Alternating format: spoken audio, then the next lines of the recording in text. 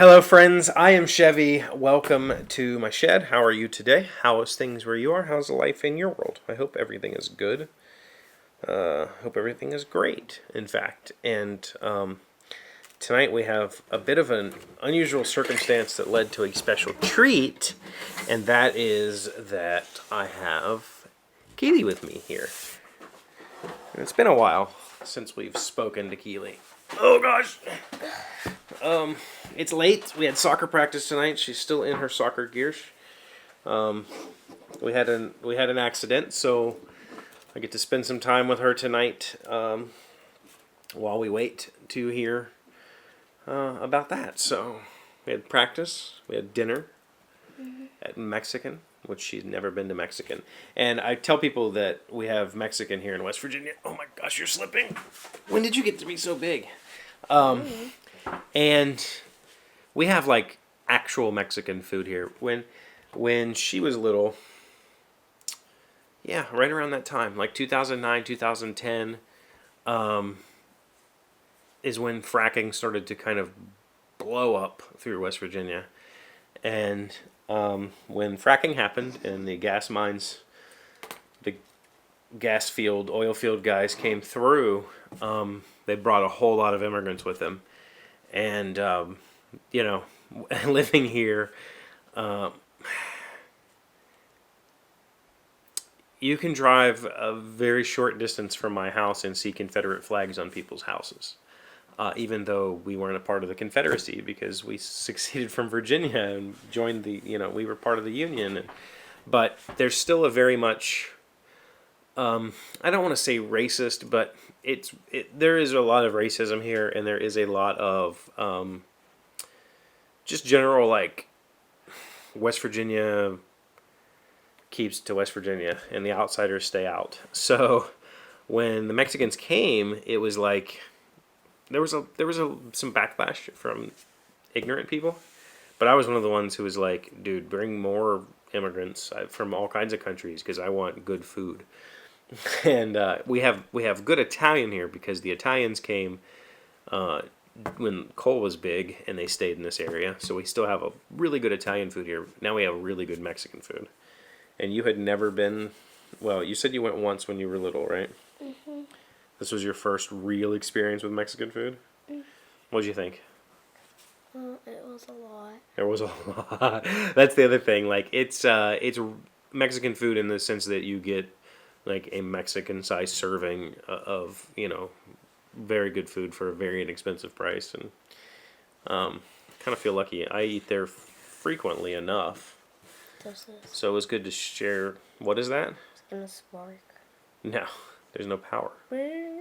I'm working on that for the set upstairs. What about this? I am adding a power supply so you can see what we're talking about. I've got this little LED lantern that's part of the new board game set upstairs, and it's battery powered, and that sucks for this sort of thing. I want to be able to have it easily switchable with the rest of my lights. So I've got a 4.5 volt power supply. This took 3 AAAs, so this is 4.5 volts. So I have a 4.5 volt power supply here, and I'm retrofitting that light to accept power from this brick. So will this spark? No, it's not plugged into anything. Can I do it? Sure. Bzz. So what I'm going to have to do is attach these to this, and then they'll plug into this little plug that I made here. Will these spark? No. It's not plugged in. And even if it was plugged in, that's a very, very, very, very low voltage, very low current. You probably wouldn't see the spark coming off of it. Could I still get shocked? Probably not, no.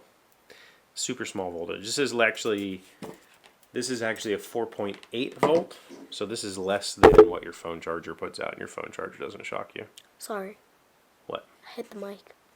Oh. So what else goes on? With what? You're in middle school now, right? Yeah. Middle school here is 5th, 6th, 7th, and 8th. When I was a kid, we had K through 4, and then we had 5th and 6th in one school, and then we had a junior high. But you have an actual middle school. This is like you're changing classes and stuff and have a bunch of different teachers. Mhm. What do you think of that? There's not a lot. It's There's not a lot? there's like not a lot of teachers that I have to go to. So it's not a whole lot different than elementary school. Yeah.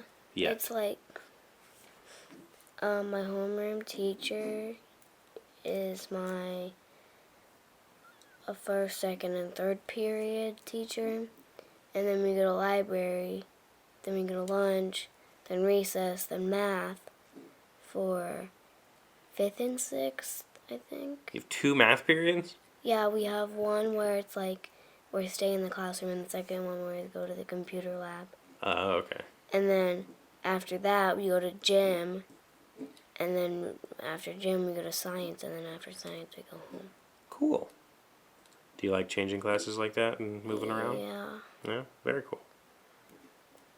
Very, very cool. And you're the same age gap as me and my sister. So like when I got into middle school, my sister got out, and when I got into high school, my sister got out. So you don't get to see Ro at school or anything, huh? Nope. So that's what we've been up to. It's been We didn't have any subject to talk about.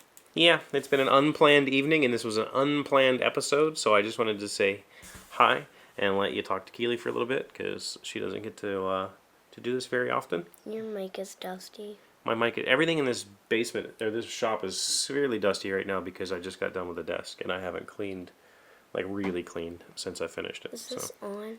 Yeah, that's on. That's what's recording us right now. I should just scream. No, don't scream. So we're going to just cut it there. Thank you for being here as always. Thank you for liking, commenting, subscribing, being amazing friends, being wonderful people. I appreciate you, and I will see you tomorrow. Hey, Doc, wait! I want to ask you something. Today's random fact comes from JC Schools Net. Who was the first Spaniard Yeah, Spaniard. to set foot on what is now the United States? Ponce de Leon has sailed with Columbus on his second voyage. He explored and conquered Puerto Rico and became its governor. What did I do? You're fine. Okay. He later sailed to North America, landing in present-day Florida, searching for the Fountain of Youth.